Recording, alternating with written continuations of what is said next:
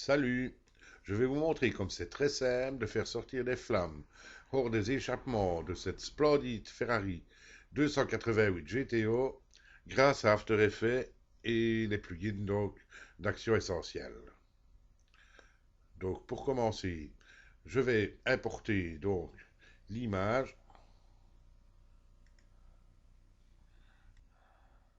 Voilà.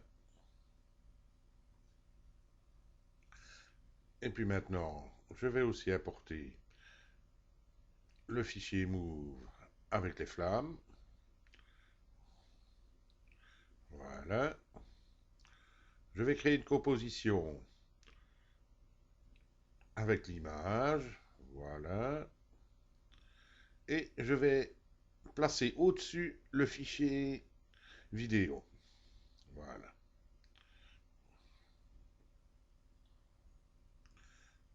En déplaçant la ligne du temps, je repère là où les flammes se placent, mais elles ne sont pas bien mises. Alors, je vais faire apparaître la position, le réglage de position. Je le sélectionne pour pouvoir le déplacer à peu près là où se trouve l'échappement.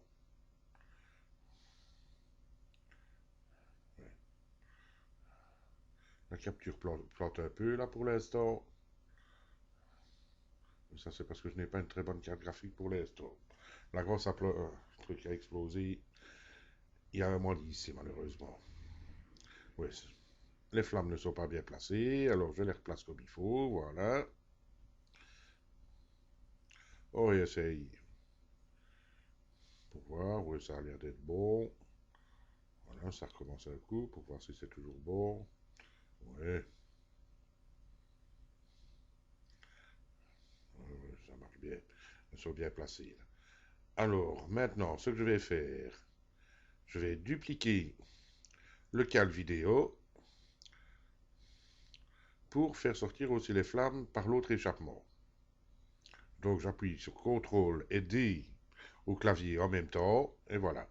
Il m'a créé un deuxième calque avec le fichier vidéo avec les flammes. Là maintenant, je vais activer la 3D pour ce calque-là, et je vais aller utiliser la rotation Y en 3D pour inverser la direction des flammes. Voilà.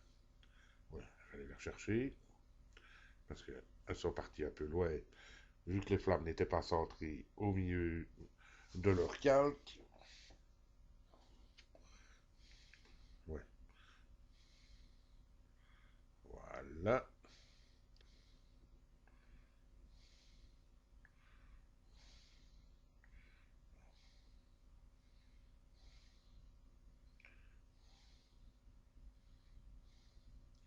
Voilà.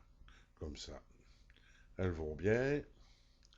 Mais pour faire un effet un petit peu plus réaliste, je décale un petit peu le départ des flammes du deuxième échappement. Et ainsi, on a l'impression qu'elle tourne comme une patate, comme c'est l'habitude avec les Ferrari, en fait. Du moins à cette époque-là. Maintenant, elles sont un petit peu plus au point. Voilà, donc maintenant, je vais ajouter ma composition à file d'attente de rendu. Je vais sélectionner, on peut prendre, quand on veut le sortir en vidéo, on peut le laisser dans ce format-là. Mais sinon, autrement, moi, pour faire les gifs animés, je fais des séquences PNG. Ça donne une nettement meilleure qualité quand je les importe par la suite dans Photoshop. Je sélectionne le dossier là où je vais créer la suite d'images en PNG. Et voilà, maintenant, on commence à créer toutes les images l'une après l'autre. Ça va prendre 3 minutes 25, apparemment 24, pour créer les seules une image.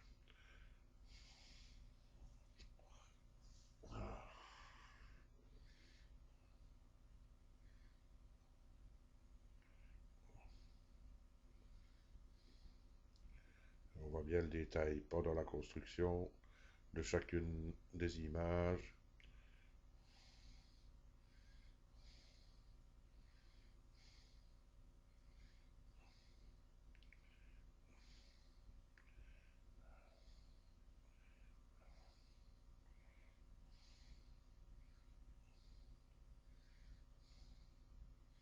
J'aurais pas voulu être à Carrefour derrière cette Ferrari-là avec ma voiture, parce que sinon mon capot il en aurait pris un coup. Hein.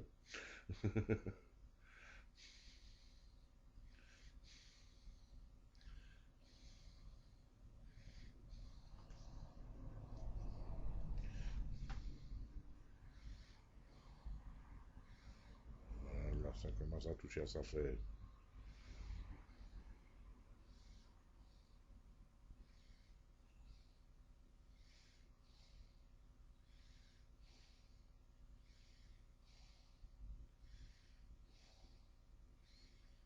Voilà.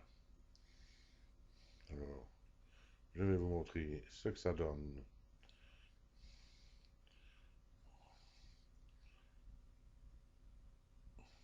Voilà, je sélectionne la première image. Et je vais faire défiler une par une pour vous montrer que ça donne un très beau rendu quand on utilise le format PNG.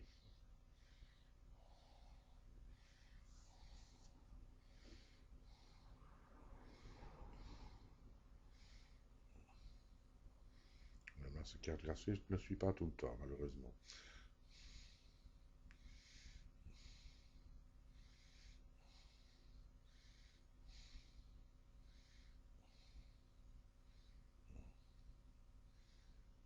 Alors donc, quand vous utilisez Photoshop, ben, vous sélectionnez la première image, vous cochez la case euh, suite d'images PNG, et alors à ce moment-là, il va l'ouvrir comme un GIF animé dans Photoshop, même CS4 du moins.